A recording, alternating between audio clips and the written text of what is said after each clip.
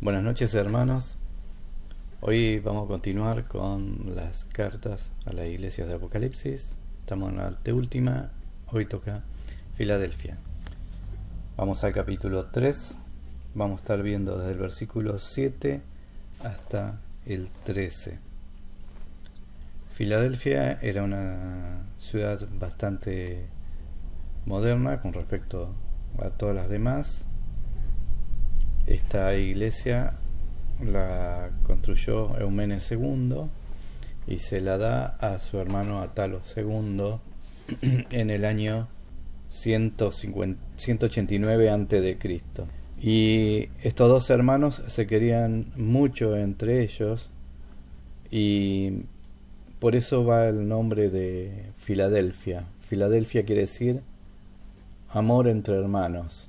Y qué lindo nombre es para una iglesia que pueda llevar ese nombre. Filadelfia, amor entre hermanos. Cristo lo decía en Juan 13:35. En esto conocerán todos que sois mis discípulos, si tuvierais amor los unos con los otros. Fíjense en que es de uno hacia el otro, los unos con los otros. No dice los otros a los unos, ni tampoco dice algunos a algunos.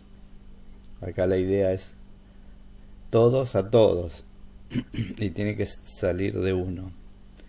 Esto es muy difícil humanamente, amar a todos, pero en Cristo es posible. El amor de Cristo eso lo hace una realidad, porque Él pone su Espíritu Santo en cada uno de los hermanos, y el fruto del Espíritu Santo es amor, y ese amor va a llevar al gozo, a la paz, a la paciencia, a quererse entre hermanos. Por eso es este nombre, Filadelfia, amor entre hermanos, es ideal para una iglesia. Así se da cuenta el mundo de que una iglesia verdadera, porque dice, en esto conocerán que son mis discípulos. Por los frutos van a conocer que en realidad es una iglesia que se ama. Esta iglesia de Filadelfia, seguimos al sureste de Sardis, que es la última que hemos visto, está a 80 kilómetros aproximadamente de distancia, y ha tenido también la misma suerte que Sardis y la Odisea, porque está sobre una placa tectónica que ha tenido muchos movimientos. Y esta iglesia también en el año 17 de nuestra era ha tenido un terremoto muy grande que la devastó a esta ciudad, igual que a Sardis y a Colosas. Y luego en el año 23 nuevamente, quedando arrasada totalmente esa ciudad. También Tiberio la reconstruye, por supuesto después hacen un monumento hacia Tiberio por su construcción, y vemos que existía una iglesia ahí, no se sabe quién la fundó, seguramente ha sido Pablo, estaba cerca de Colosas y también de Éfeso, y se mantendría o sería un anexo de Éfeso. Ahí había un templo al dios Dionisio, que para los romanos era Baco, el dios del vino. Por lo que podemos ver en la escritura, también había una sinagoga y la iglesia que estamos viendo.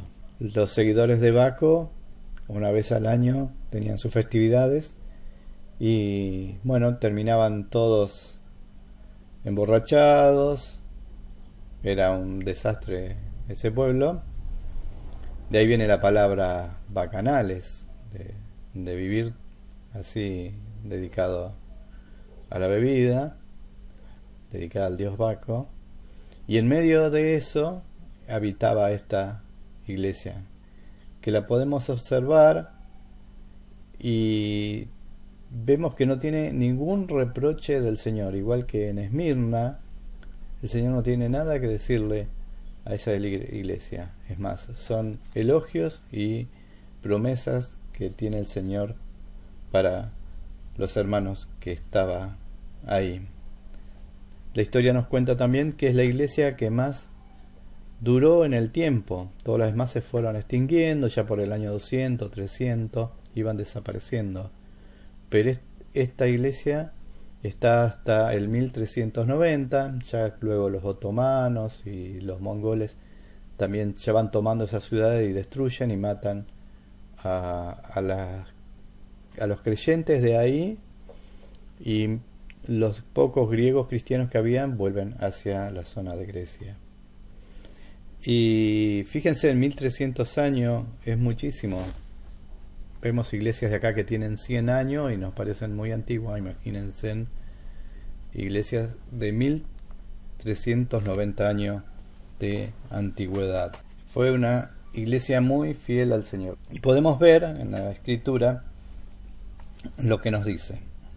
Versículo 7 dice: escribe al ángel de la iglesia en Filadelfia. Y acá se empieza a describir el Señor Jesucristo. Dice: esto dice el santo.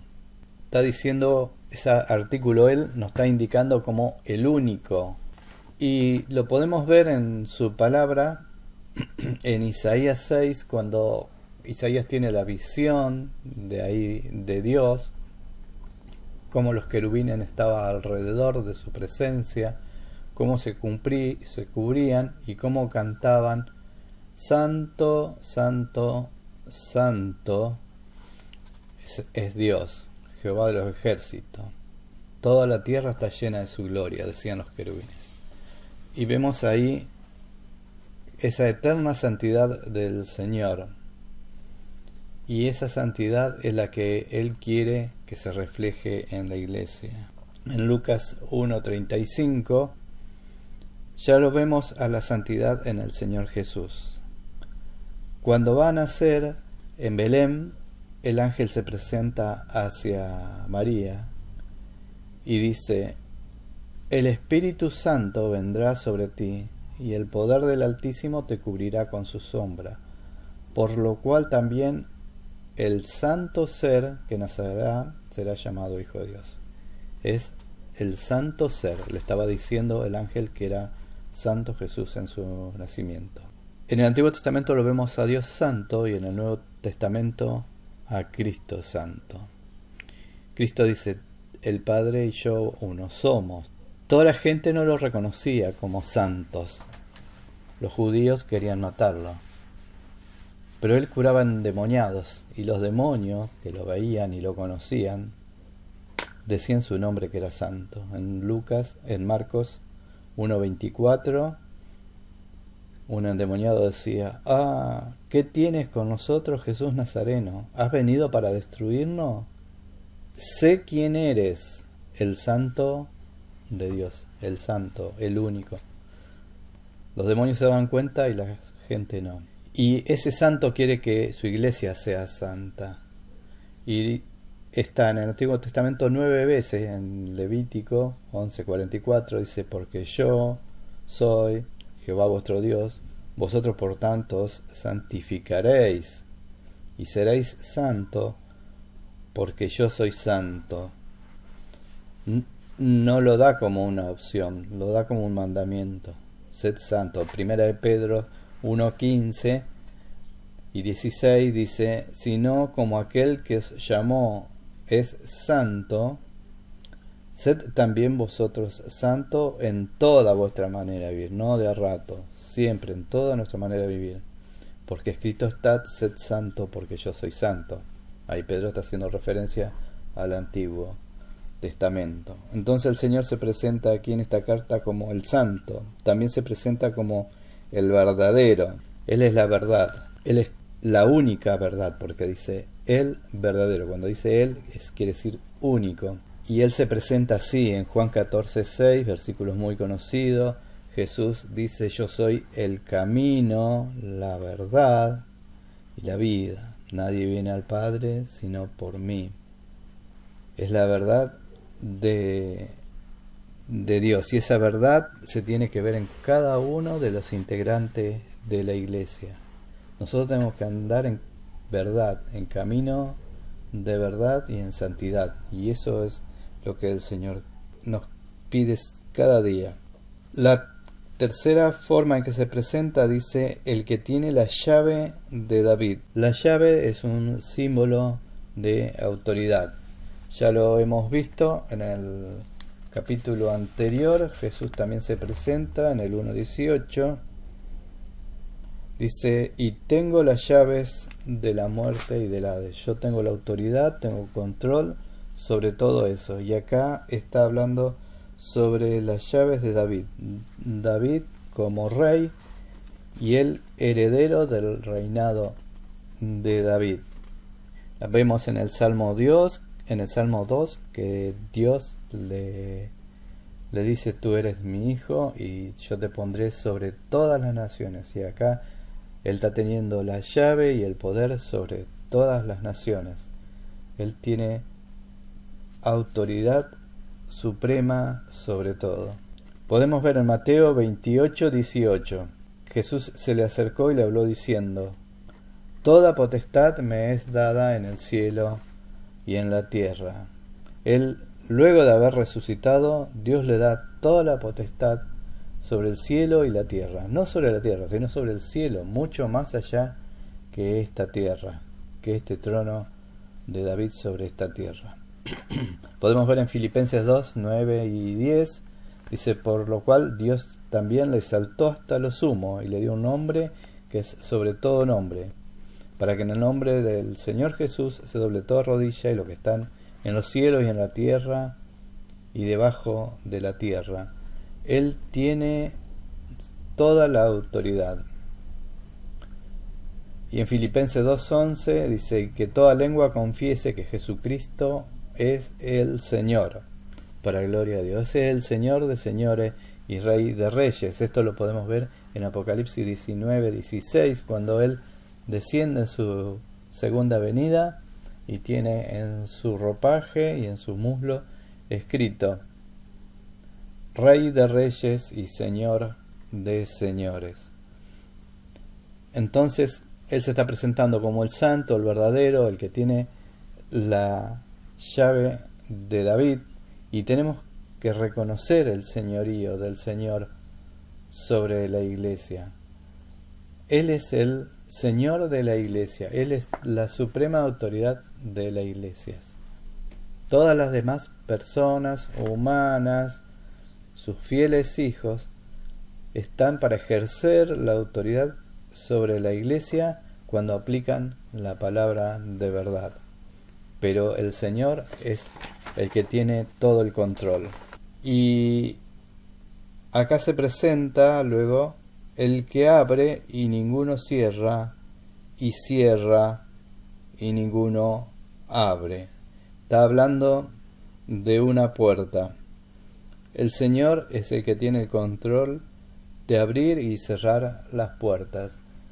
Lo hemos visto en los evangelios que Él es la puerta.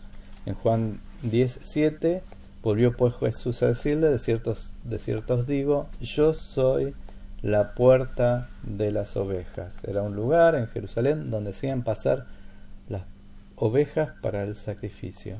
Y Él era el único y verdadero sacrificio. Y Él era esa oveja, el Cordero de Dios. Y Él es la puerta de acceso al lugar santo de Dios. En Juan 19 dice, yo soy la puerta. El que por mí entrare será salvo, y entrará y saldrá y hallará pastos. En Mateo 17:3 Él insiste que no es fácil entrar por esa puerta, que es angosta. Y dice, entrad pues por la puerta estrecha. Él abre puertas para que puedan entrar a la salvación por Él. Dice, porque es ancha es la puerta y espacioso el camino que lleva a la perdición, y muchos son los que entran por ella. Muy pocos buscan a Cristo. Porque estrecha es la puerta y angosto el camino que lleva a la vida, y pocos son los que las hallan. Qué lindo es poder hallar a Cristo, el que abre las puertas y también las cierra. Luego lo vamos a ver a eso. Así que se presenta como el santo, el único verdadero, el todopoderoso que tiene la llave de David y el que hace que las cosas sucedan abriendo y cerrando puertas. Versículo 8, yo conozco tus obras, como le está diciendo a todas las iglesias, yo conozco todo lo que está pasando ahí, en tu interior, en tu vida. Y acá aparece una palabra, he aquí. Esa traducción de he aquí quiere decir, mira, presta atención a lo que te voy a decir, está atento. Y lo que quiere mostrar el Señor dice, he puesto delante de ti una puerta abierta, la cual nadie puede cerrar. Estas puertas abiertas que nos abre el Señor podemos enumerar distintas. La primera y principal es comunión con Dios. Cristo, al perdonar y limpiar nuestra vida, podemos tener acceso al Padre. Y es fundamental para nuestra vida, porque sin Él estamos muertos. Él nos abrió la puerta de la salvación. También Él nos está abriendo la puerta de comunicación con Dios. A través de Él podemos orar, y no solamente por nosotros, sino también por otros, interceder por otros. Y Dios nos escucha, y es necesario, es fundamental, es nuestro alimento estar en contacto, en comunión y en comunicación con el Señor. También nos abrió otra puerta de la evangelización, llevar las palabras a otros lugares, a otras personas. Y hay distintas formas de predicar. Hay formas de predicar hasta sin hablar. Lo podemos ver en Primera de Pedro 3:1, cuando está hablando las mujeres que tienen esposos inconversos. Le dicen, los que no creen las palabras sean ganados sin palabra por la conducta de su esposa. Él nos cambió la vida, y por eso es más importante nuestro testimonio de vida que las palabras, porque podemos decir cosas y nuestra vida es lo contrario, pero es totalmente distinto y valedero cuando nuestra vida es un claro reflejo de que Cristo vive en nosotros, que tenemos una vida de santidad, una vida de verdad, y que el Señor está en medio nuestro. Otra puerta que abre el Señor es el servicio. El Señor nos pone para hacer distintos servicios. Casi todos quieren ser jefe, ser gente de renombre, reconocidos, y no es así. Para el Señor, Él quiere que seamos siervos, no señores. Y Él nos dejó esa enseñanza en su palabra, en Mateo 20, 25, 26, 27 y 28.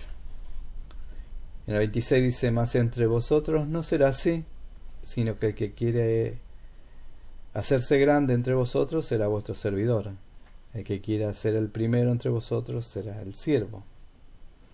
Y se pone como ejemplo a Él, como el Hijo del Hombre no vino para ser servido, sino para servir y para dar su vida en rescate de mucho. El Señor abre puertas también para el servicio, que las sepamos aprovechar nosotros. Él es el que abre puertas continuamente. Otra puerta que abre el Señor es su compañía. Muchas veces estamos angustiados, en tribulación, en pruebas, desanimados, y el Señor abre la puerta de nuestro corazón, aparece Él siendo nuestra compañía. Podemos ver en el Salmo 91, 15, 16, dice, me invocarán y yo les responderé, me llaman y yo voy. Con Él estaré yo en la angustia, lo libraré y le glorificaré. Lo saciaré de larga vida y le mostraré mi salvación. El Señor está presente, abre esa puerta cuando nosotros pedimos su auxilio. Él está ahí fiel. y el Señor quiere que lo busquemos a Él. Pero para entrar por esas fuerzas, el Señor muestra algunas condiciones que hacen falta y cosas que tenía esta iglesia. Y las condiciones dice en el versículo 8: y aquí he puesto delante de ti una puerta abierta, la cual nadie puede cerrar. Porque aunque tienes poca fuerza, esto es necesario delante del Señor, tener pocas fuerzas. Porque lo nuestro no le sirve. Él es grande en nuestras debilidades. Porque lo fuerte de lo humano nos sirve. Porque la iglesia es fuerte a través del Espíritu Santo. El Señor quiere que seamos dóciles en sus manos. En Zacarías 4:6, Él le dice: esta es palabra de Jehová.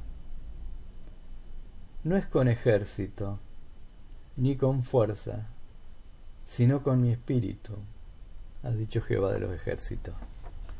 No es con espada, no es con fuerza. A través del Espíritu Santo es como obra Él. Él necesita que nosotros seamos débiles para que Él pueda manifestarse. Cuando Pablo luchaba con el aguijón, Cristo le dice: bástate mi gracia.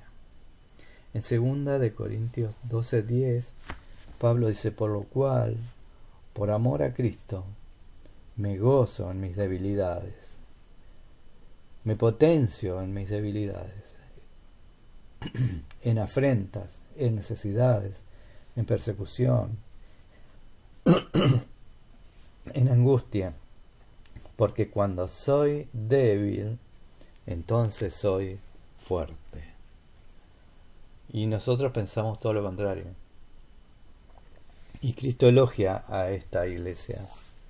No tenía grandes predicadores, no tenía grandes estudiosos, era débil, pero el Señor podía reinar en ellos. Eran fieles por ser débiles. Su fortaleza estaba en el Espíritu Santo. También, aparte de tener poca fuerza, dice en segundo lugar: has guardado mi palabra. Es necesario ser obediente a la palabra de Dios, conocerla, dársela a conocer a los demás, predicar esa palabra, hacer caso a lo que ella dice, no lo que yo quiero, sino lo que sea la voluntad de Dios. En 2 de Timoteo 3:16-17, Pablo le escribe a Timoteo y le dice: toda la escritura es inspirada por Dios, no es de hombre, y es útil para enseñar, para redarguir, para corregir, para instruir en justicia, con un fin: que el hombre de Dios, el Hijo de Dios, sea perfecto, enteramente preparado para toda buena obra. El Señor es santo y quiere que a través de su palabra sus hijos vayan en ese camino de perfección y estén preparados para todas buenas obras. Y Cristo acá lo elogia a ellos. Tienes pocas fuerzas, bien. Has guardado mi palabra, bien.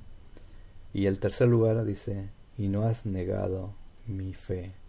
Lealtad total al Señor. Reconoce el señorío, que Él es el que tiene el control de todo. En Gálatas 2:20 podemos ver a Pablo diciendo: con Cristo estoy juntamente crucificado, y ya no vivo yo, no hago lo que yo quiero, dice, mas vive Cristo en mí, y lo que ahora vivo en la carne, lo vivo en la fe del Hijo de Dios. Testifica que su vida es a través del Hijo de Dios, del Señor Jesucristo, el cual me amó y se entregó a sí mismo por mí. El Señor ve esa lealtad, que no has negado mi nombre. No sabemos qué situación pasaba en esa iglesia. Podían haber sido muy presionados, porque el versículo siguiente habla de la sinagoga de Satanás. O sea que tenían también muchos enemigos ellos, pero ellos no habían negado su nombre. Y vamos al versículo 9, que la victoria no es nuestra, no es nada por mérito nuestro, sino porque es todo de Cristo. He aquí, yo entrego de la sinagoga de Satanás a los que dicen ser judíos y no lo son, sino que mienten. Y aquí, yo haré que vengan y se postren a tus pies y reconozcan que yo te he amado. El Señor da las victorias.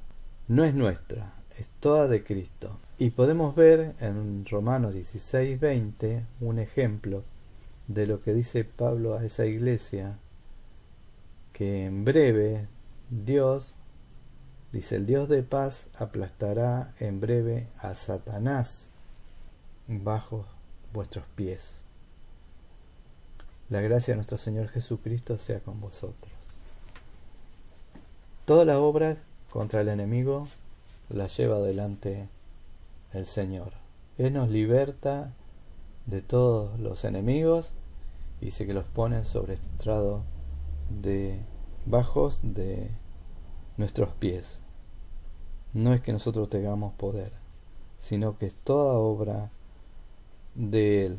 Acá hay distinta interpretación de este versículo. Cuando dice, yo haré que vengan y se postren a tus pies y reconozcan que yo te he amado, se da a entender personas que pueden, sobre todo está hablando ahí de judíos, que se arrepienten y pueden venir a la misma congregación. Pueden reconocer a quien estábamos amando. Lo conocen a Cristo, a quien amamos nosotros. O la segunda interpretación es que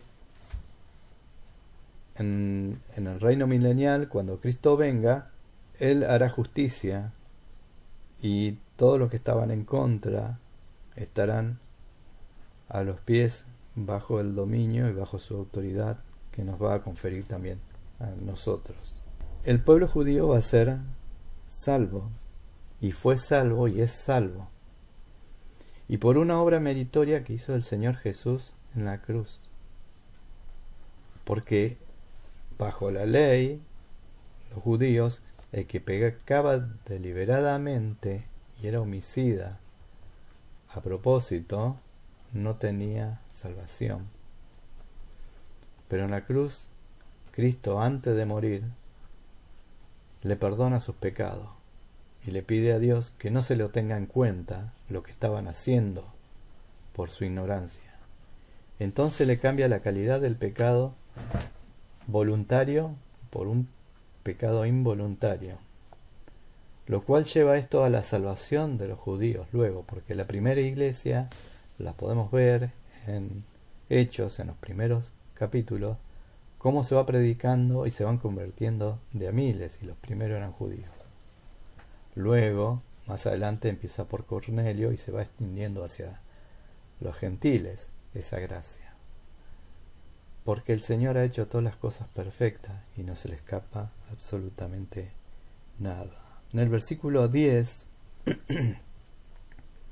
por cuanto, por lo tanto, como has guardado la palabra de mi paciencia, yo también te guardaré de la hora de la prueba que ha de venir sobre el mundo entero, para probar los que moran sobre la tierra. Va a venir una hora de la prueba, una hora de dificultad extrema, que es la gran tribulación. Pero el Señor nos va a guardar, y a esa iglesia dice, te voy a guardar para esa hora, cuando venga sobre el mundo entero. En Daniel 12:1 podemos leer, en aquel tiempo se levantará Miguel, el gran príncipe que está de parte de los hijos de tu pueblo, y será tiempo de angustia, cual nunca fue desde que hubo gente hasta entonces. Pero en aquel tiempo será liberado tu pueblo, todos los que se hallen escritos en el libro. En esa hora de la prueba, en ese tiempo de angustia, el Señor nos va a guardar, a salvar, a llevar con Él cuando venga esa prueba sobre todo el mundo entero, para probar a los que moran sobre la tierra. Y lo está contestando con el versículo siguiente, versículo 11. He aquí, yo vengo. Retén lo que tienes, para que ninguno tome tu corona. El Señor acá hace una advertencia. Vengo en breve, siempre lo está diciendo, repetidas veces, y cada vez se acelera más a medida que estemos llegando al capítulo 20, 21. Vemos que viene en breve, viene ya el Señor Jesús y lo está diciendo en todas las cartas. Vengo pronto. Retienes lo que... Retén, sujétalo, agárralo firmemente, esto es muy serio, para que ninguno tome tu corona. No está hablando de la salvación, está hablando de tu corona. Uno puede ver ese ejemplo en los deportistas que van teniendo triunfo, récords, pero si algún día se descubre que le ha dado positivo alguna sustancia no permitida, le sacan su corona, le sacan su premio. Y así en las cosas del Señor, Él nos pide fidelidad hasta la muerte, como hemos visto en otras cartas. Y a esos el Señor los llama vencedores. Versículo 12 dice: al que venciere, yo lo haré columna en el templo de mi Dios, y nunca más saldrá de allí. El Señor acá empieza con las promesas de qué va a hacer en el cielo mismo. A sus hijos lo va a poner como columna. Columna es algo firme, estable, inamovible. Si yo quiero voltear una pared, puedo sacarla, puedo removerla. Pero la columna no la puedo sacar. Se caería todo. Es un ejemplo de algo sumamente importante para la solidez de una construcción. Es un punto de apoyo, es algo inamovible, es algo sumamente necesario, es algo muy fuerte. Y el Señor dice: serás columna en el templo de mi Dios. Y no solo columna, sino que tendrá inscripciones. Dice: y escribiré sobre él el nombre de mi Dios, el nombre de la ciudad de mi Dios. Todo va a tener nuevo nombre. Nosotros vamos a tener nuevo nombre. Cristo tiene un nuevo nombre que no lo conocemos también. Dios también tiene un nuevo nombre que va a estar escrito en cada uno de nosotros, de ese vencedor fiel que va a ser columna en el templo del Señor. Y va a tener el nombre también de esa ciudad celestial.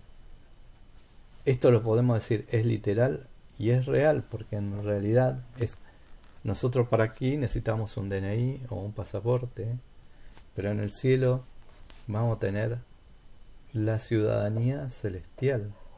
Nuestras cosas están en el cielo y el Señor nos los va a dar así, por escrito, de que somos ciudadanos de esa Jerusalén celestial. En Colosenses 3:1 podemos ver: pues si habéis resucitado con Cristo, buscad las cosas de arriba, donde está Cristo sentado a la diestra de Dios. Y en Filipenses 3:20 nos dice que nuestra ciudadanía está en los cielos, de donde también esperamos al Salvador, al Señor Jesucristo. No somos ciudadanos de esta tierra, hermano. Somos ciudadanos y estamos esperando esa venida del Señor. Y cuando estemos allá, el Señor escribirá sobre nosotros el nombre también de que somos ciudadanos del cielo. Dice, esa ciudad que desciende desde el cielo, de mi Dios, y mi nombre nuevo, el nombre de Jesucristo, uno nuevo. Esto nos hace reflexionar y que pongamos nuestra mirada en el Señor y nos fortalezcamos en Él, en todas las cosas que Él tiene preparado para nosotros. Pablo, cuando termina su última carta, que es la segunda de Timoteo, al finalizar, escribe en el capítulo 4, 7 y 8, he peleado la buena batalla, he acabado la carrera, he guardado la fe. Está haciendo una reflexión de su vida. Por lo demás, me está guardada la corona de justicia, la cual me dará el Señor, juez justo, en aquel día. Y no solo a mí, dice Pablo, sino también a todos los que aman su venida. ¿Amás su venida del Señor? Él dice, vengo en breve. Y Pablo acá está haciendo un reconto de su vida y está anhelando la venida del Señor y todas las cosas que le esperan en el cielo a él. Murió Pablo, mueren los hijos del Señor. Y vi una nota que me gustó mucho, que era un epitafio para una tumba. Y qué lindo que sea para cada uno de nosotros. Decía, recibió a Cristo, sirvió a Cristo, está con Cristo. Que esa sea nuestra esperanza, nuestra fe, que nos anclemos y nos abracemos de las hermosas promesas del Señor. Pero hemos visto en este pasaje también que Él tiene las llaves de esas puertas que se abren y se cierran. Y Él da las oportunidades. Te abre puerta. Él quiere que vayas y pase por esa puerta estrecha, esa puerta de la oveja. Por Él que dice que yo soy la puerta. Te está esperando el Señor. Quiere que recurras a Él. Porque las puertas se cierran también. Y Él tiene el poder y la llave para cerrarlas. Como pasó con Noé, 120 años tuvo una puerta ahí esperando. Y la gente no accedió. Entraron los que iban a ser salvos. Luego el Señor la cerró a la puerta. Luego golpeaban y ya era tarde. Nadie pudo abrirla. Y Cristo nos dice también en su Evangelio, en Mateo 25:10, de un esposo y las novias, que estaban esperando y algunas velaban y otras no. No sabían cuándo venía el Señor. Y en el versículo 10 de Mateo 25, algunas que se habían ido a comprar, mientras ellas se iban, vino el esposo. Y las que estaban preparadas entraron con él a las bodas. Y se cerró la puerta. Se terminó el tiempo. El tiempo de gracia un día se termina. No sabemos cuándo. Solamente Dios lo sabe. Pero el Señor te espera con los brazos abiertos. Ábrele tu corazón. Que el Señor te bendiga. Amén.